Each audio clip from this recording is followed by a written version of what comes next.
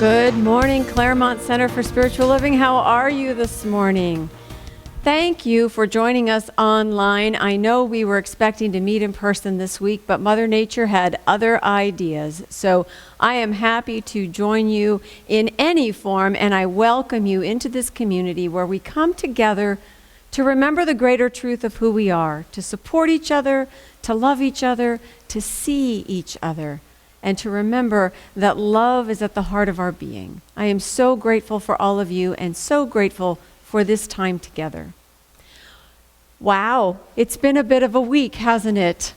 I want to let you know that as we move forward in our world from this place that we find ourselves, we take this time to create a place of peace.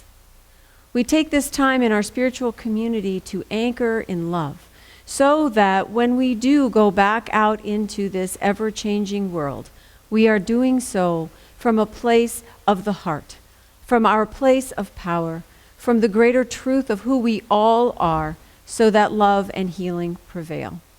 So I'm glad you're joining me this morning, and I look forward to creating this sanctuary with you. To help us do that is practitioner Pat Richards from Harmony Center in Whittier. She will do our opening invocation and a reading for us. And to begin, I'm going to invite you to close your eyes and take that deep breath. And allow the sound of the bowl to take you deep within.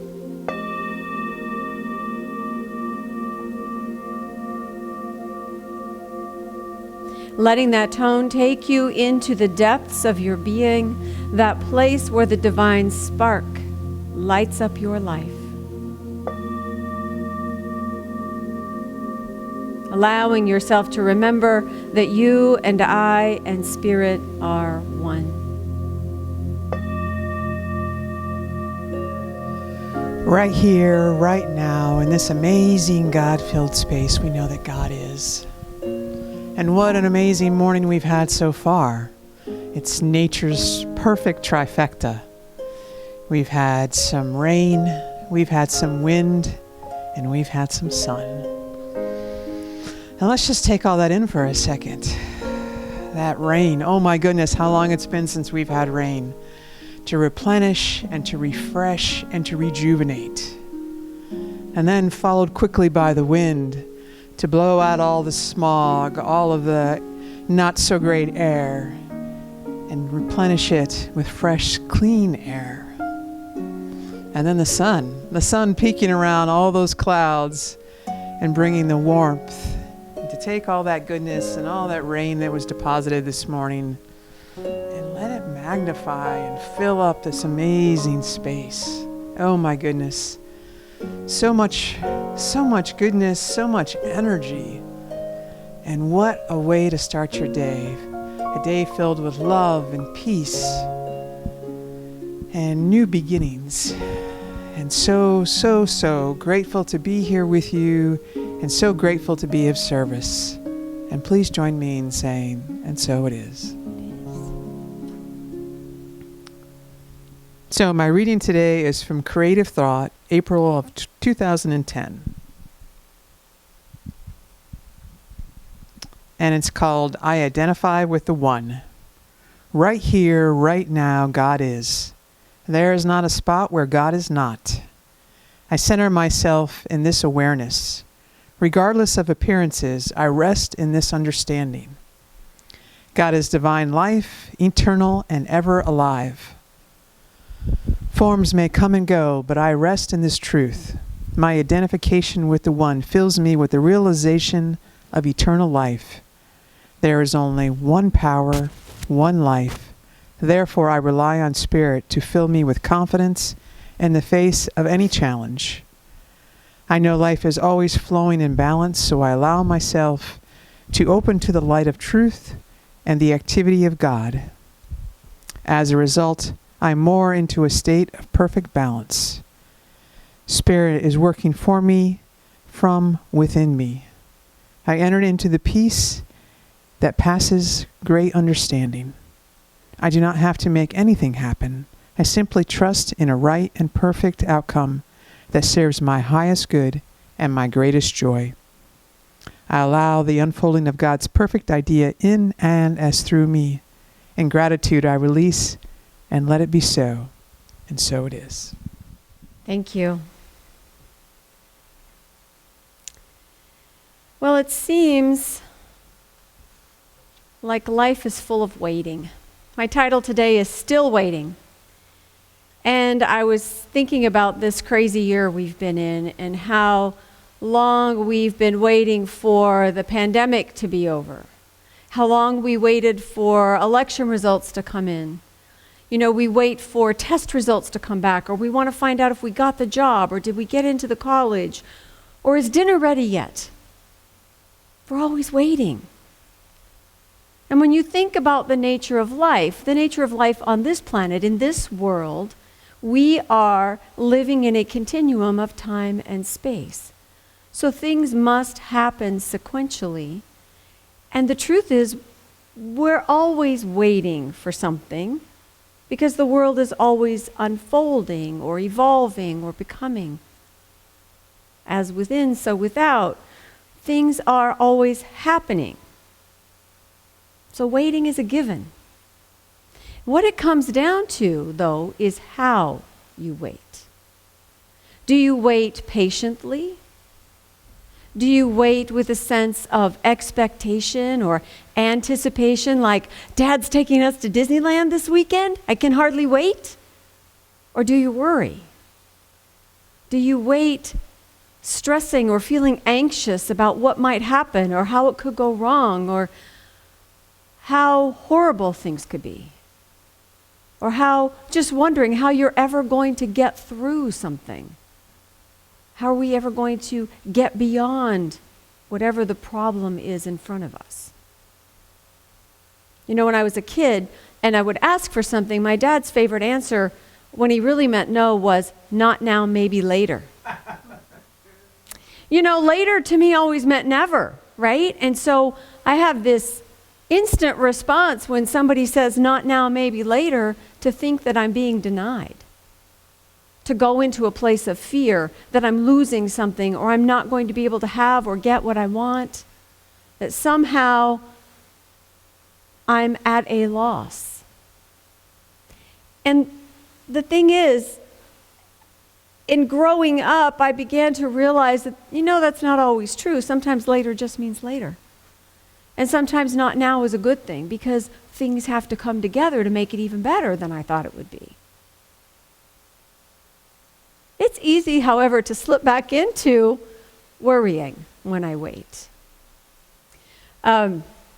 Most of you know Joyce Meyer. She's a Christian pastor famous for her sort of straightforward, tell it like it is practical approach to spirituality.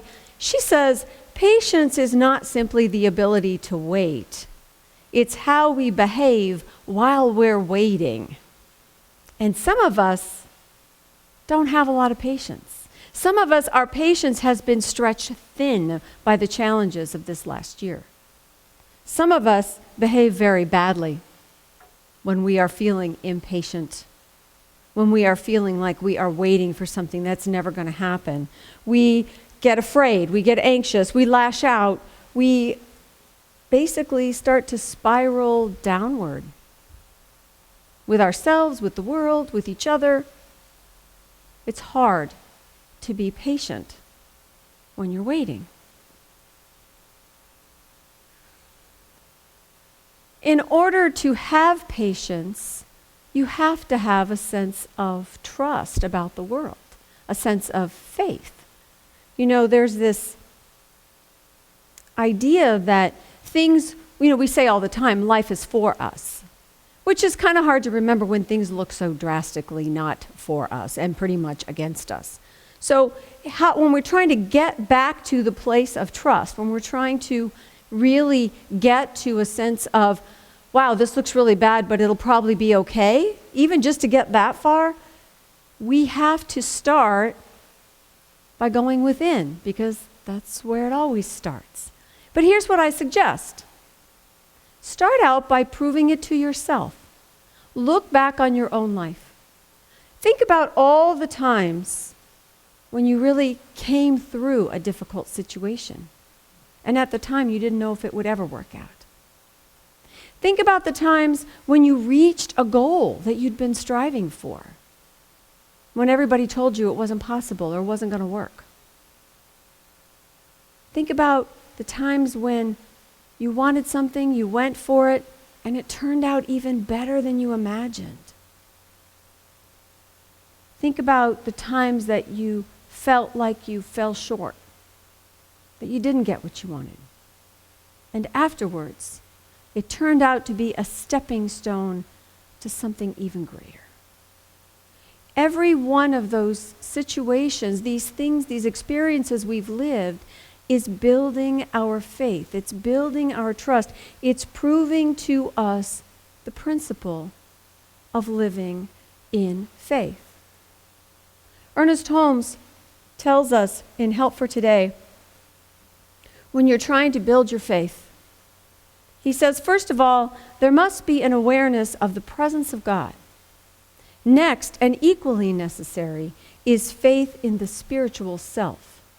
The faith to which we're referring to is not a faith in an isolated self which struggles through life alone, but faith in inner knowledge. Spiritual self-reliance comes only to those who have a deep awareness of the availability of the creative spirit through their own spiritual self and their oneness with the presence of God. So our faith comes from understanding that we are part of something larger, that we are part of the energy of all life, and that the attributes that we attribute to a spiritual divinity, those attributes of love and beauty and deep joy and wisdom and clarity and peace, that energy is the energy of our own life. And the more we become aware, the more we realize that is who we are at our core, then the easier it is to move around in the world from a place of trust, from an idea that things work out, from the knowledge that I am always being transformed and becoming something better because that is the nature of life. That is the nature of my life.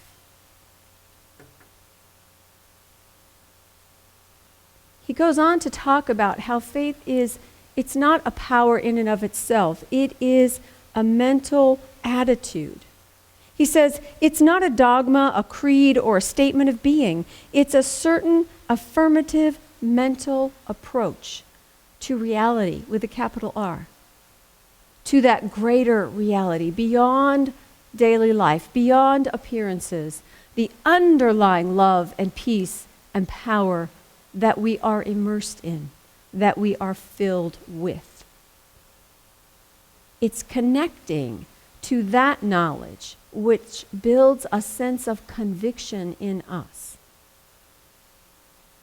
And so how do we do that? Well, it brings me back to the title of Still Waiting.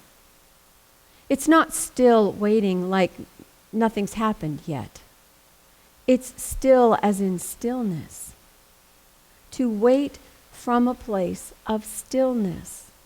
To consciously go within and engage in contemplation and prayer and meditation.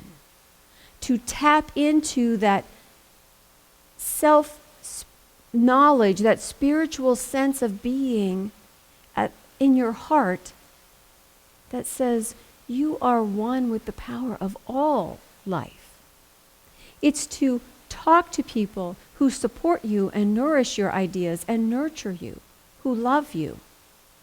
It's to call your practitioner or your minister and ask for spiritual support with the things that you do every day so that you might move through life more easily without worrying, that you might wait with patience without anxiety. The way we get back to trust, the way we get to a spiritual knowing is to step away from the noise, to move back from the activity, the chaos, the static, if you will, that's in the air, and go within to that quiet place where love lives, where you are at your most peaceful, where the light of spirit is visible to you. It is within you. And you can tap into that. We can go within and see that light and live from that place. Ernest Holmes says, what is this faith we should have? We should have faith that there is but one mind. And when Holmes talks about mind with a capital M, he's talking about consciousness. There is one consciousness, one awareness, one ground of all being. This mind is both the mind of man and the mind of God. We use the mind of God since there is only one mind. In other words, the consciousness that we have is the very consciousness of God, seen and understood by us to whatever degree we can. This mind is the essence of creativity and the essence of goodness. It is available to all. So this faith that we're talking about, this trust in life, comes from a spiritual knowing that we are part of one consciousness that is the power of all life, which makes faith one of our superpowers. When we can tap into the part of us that knows, the part of us that is choosing consciously what we want to believe, the part of us that moves from a place of power because we know who we are, then we are living our best life. Then we are growing out into the world. Our main quote today, also from Ernest Holmes, when prayer removes doubt and distrust and enters the field of mental certainty, it becomes faith, and the universe is built on faith. The power that we have is the power of our conviction. It's the power of our belief. It's our ability to know that love is, that we are that love, that peace is, that we bring peace to the table, that healing happens and we are ambassadors of that healing. This is our call, is to know the truth about ourselves in the stillness within. When we go to that place of stillness, something is activated in us. We wake up to the light within, the power that we are, the love that we can express, the possibilities which are infinite. You know, when we worry, we're focused on the things that can go wrong. We live in a culture which is so happy to point out all the things that are wrong. When we go within and we remember that we are part of an infinite possibility field, we're able to remember that there are just as many, if not more, things that can go right in any given situation, and that it's okay to expect something to go well. It's okay to expect that your life will continue to get better. It's okay to understand that there is a solution to some problem you're experiencing beyond what you can even imagine that is good for you and everybody else involved. And so this place of stillness within is very, very powerful. It gives us the ability to live with intention, to live intending to live our best lives, intending to be our best selves, to show up in any situation, no matter how noisy, how chaotic, how intense, as the peace and love and light that we truly are. So here's an example. It's the holidays, you're going to your sister's house. Your job is to pick up Grandma, she's bringing the gravy. The gravy is in the family gravy tureen, because for generations all gravy has come out of this particular gravy boat, and so she's got the she's the only one that can make gravy in the family. Everybody knows that. So she makes the gravy. It's in the tureen. She's in your back seat. And your goal, your only job, your intention is to get her to your sister's house without spilling the hot gravy onto Grandma. So from that moment on, everything you do is in support of that intention, right? You are going to brake very slowly. You are going to pull away at the green light with a steady acceleration. You're going to pause before you turn so that you might do so in the easiest, smoothest way possible. You're going to be watching for potholes and bumps in the road, and you are going to avoid them. And you will arrive. All that you did on the way over was in order to fulfill your very clear intention. When we consciously go into the stillness, when we deliberately take a higher perspective, when we pause to remember the truth, we set an intention to live from that place of love and peace, that depth of heart that is our deepest joy, that is the truth of who we are, that light that is within us. From the moment we set that intention, everything we think, say, and do is in service to fulfilling that intention. That light that we are is to illuminate our world.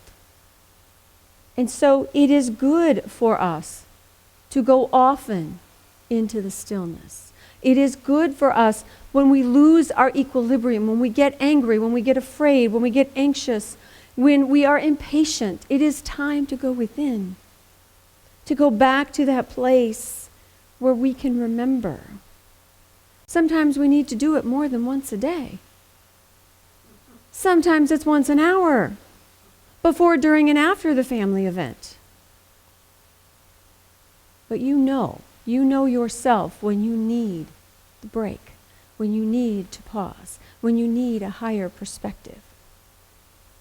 And when we do that, we reset our intention to live from love. Then we can move around in the world with a sense of trust, with our faith in action showing up as patience, as compassion, as kindness. And then when it finally happens, whatever it is we've been waiting for, we also trust that we will know what to do from there. I don't know if you've noticed, but when you've got some big decision looming, part of the anxiety is, oh my God, if this happens, then what do I do? And if that happens, I can do this, but then what about... And you go into all these scenarios that you have no way of knowing what you're going to do when you get there. And then when you look back, you realize that once you got there, you figured it out. You have proven that to yourself over and over again throughout your whole life. So let yourself know that now. Let yourself know that you have already set an intention to live in love and to act accordingly. Let yourself practice patience as a demonstration of your faith. We are called to allow life to unfold and to show up as our best selves, to show up as our centered selves, the part of us that truly knows. We are called to expect the good, because of those infinite possibilities, most of them are good. And life will work for us and work out for us. I want to close with one more quote from Ernest Holmes, addressing that worry that we sometimes wait with. He says, "No fear can remain where faith holds sway. Faith reunites us with the original creative spirit, the divine mind, that consciousness, which already exists at the center of our being. This kingdom of heaven, which is the kingdom of wholeness, is within." So my friends, be still and know. Namaste. Please join me in a moment of prayer. Right here, in and amongst everyone in this community, every heart open to know the greater truth. I see and experience this greater life of which we are a part, this energy of all things, anchored in love, demonstrating the all good in our experience. And where there are things which seem to not be all good, within us we return. And from this place of individual conscious awareness, we are reminded that love heals and prevails, that peace is and will be expressed, that all that we desire of the heart that hurts no one will be fulfilled. And from this place of fulfillment, I speak my word that there is peace, that there is healing, that there is compassion and kindness in every heart. And that as we open to that, the lives that we lead, the world that we live in is transformed. Person to person, heart to heart, mind to mind. All relationships are lifted in love when we ourselves know the power of our own light. And so I speak a word of gratitude for the bright lights shining all around me, in the eyes of everyone I meet. This light, this love, this divine spark will have its way with us. And we call it good and very good, for we trust life, trust God, trust the energy of love to heal, to unite, to bring peace. And for this I am grateful. Releasing my word into law, I know that in God it is already done. And in the lives of each one of us, it continuously unfolds in ever greater ways. For this is the nature of spirit. This is our nature, and it is good. And so it is. All right, so let me tell you a little bit about what's going on with our center. First of all, I want to tell you that we have a special event on Wednesday night. Our Wednesday night gateway service at 7 o'clock is a Zoom service, so you dial in online. The link is in our weekly e-blast or on our website. And we are offering an opportunity for you to be heard, for you to express where you are emotionally, mentally, with the results of our recent elections, this whole process that we've all been going through for it seems like forever. There will be an opportunity for you to be heard and then to participate in a healing meditation. So we offer this, Mary will be leading it, Nisa will be doing our meditation, and we offer this as a way for you to come together in community and be supported right where you are, wherever that may be. So do take advantage of that. On Friday morning, we are walking in the morning at 8 o'clock. So if you feel the need to move about a little bit, and even if you don't feel the need, but you know you need to, join us at 8 in the front parking lot. Wear your mask, wear some good shoes. This is not a strenuous activity. This is simply a beginner's. Let's get out there and start moving. So join us at 8 at the center, and we'll get a little exercise. We'll walk off some of those donuts we had the last couple months, shall we?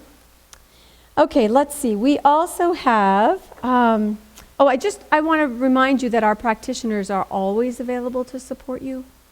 Their contact information is on the website and in the e-blast, and they welcome the opportunity to speak with you, to pray with you, to send you a treatment, whatever it is that you feel would be helpful. Again, for wherever you are in your life, it is their gift to you, and they look forward to being able to support you.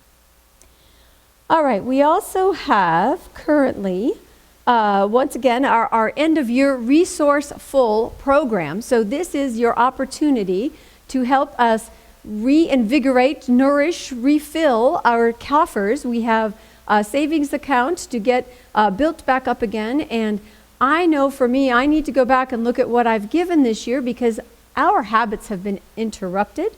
And I know that I have a little bit of ground to make up that I want to do before the end of the year. Because my contributions, your contributions to our community is what keeps us going. So take a moment, think about what you might be able to do before the end of the year. We do have a goal. I have decided, I picked this number because it's cute. I have a goal of $11,121, and that is to be saved up by 1/11/21. Get it? See what I did there with the numbers? So by the 11th of January next year, we want to know that we are refilled, that our resources, in other words, the source, we have one source for all abundance that works through and as each one of us. And so we resource that into our community so that we might be ready for whatever 2021 brings us. And as we know, we don't really know what the next year is going to bring. So we would like to be ready for a wide variety of possibilities. So join us in that. Think of what you can do and let us know. You can donate online, you can call the office, you can mail something in. If you want to talk about this, please give me a call. Let's have a conversation and let's see what we can do to have our community wrap up this year strong and be ready for whatever comes next.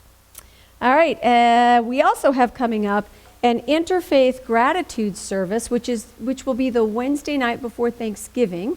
Now, we normally have a Wednesday night service before Thanksgiving, but this is community-wide through the interfaith community, and it's a wonderful evening of speaking and readings and song, and all of this, of course, will be virtual, so you will get a Zoom link and watch for announcements coming through on the e-blast and on the website of how you might participate. It should be just a lovely evening, and I encourage everyone who can to join us for that. Lastly, I want to invite you to reach out to your Claremont community friends. I want you to reach out to those folks you used to sit next to in the sanctuary. I want you to reach out to the people that you had lunch with.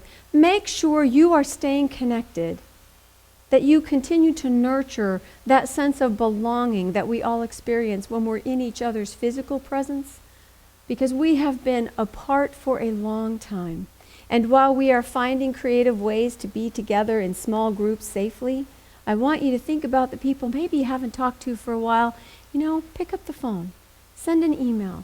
If you're trying to get in touch with somebody and can't find them, let us know at the office. We'll make sure we can get you hooked up. All right? So this is a time for us to come together. This is a time for us to celebrate the community that we are and to know always that we are loved.